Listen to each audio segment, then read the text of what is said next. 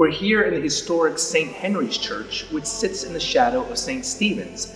The Vincentian Fathers built on this site a small wooden chapel to serve the needs of the German population, which was flooding into Orleans Parish. By the late 1800s, there were more than 14,000 immigrants from the German Empire, the largest immigrant population in the city.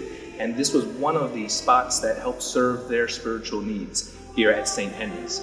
The parish was originally on Berlin Street. The streets around Napoleon Avenue were named for various victories of Napoleon. But in World War I, anti-German sentiment caused the name of the street to be changed to General Pershing Street, named after a British general who had had some success against the Germans in World War I. So even though the street had been named as for a German defeat, it was renamed to emphasize that German defeat after General Pershing. The parish thrived, and in 1870, a move was made to suppress the parish because Mater Dei Rosa was built for the German immigrants over in the Carrollton area. But the parishioners here voiced objections, and the Archbishop relented and allowed them to continue to have their parish here. And in 1918, it was separated from St. Stephen's and made its own German national parish here at St. Henry's. In 1927, a permanent church building was built, the one that we see here today, and still survives. The parish then had a school. 8 nuns were brought from Germany to help staff the school.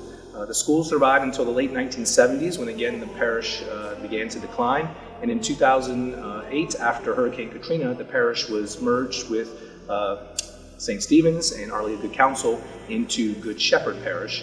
But again, faithful parishioners devoted to their church persisted in asking the Archbishop to reopen the church and make it available for funerals and weddings and other special occasions, and they were successful. And so St. Henry's remains today as a place of worship for those dedicated, loyal parishioners, just as it has been from its earliest days as a German parish.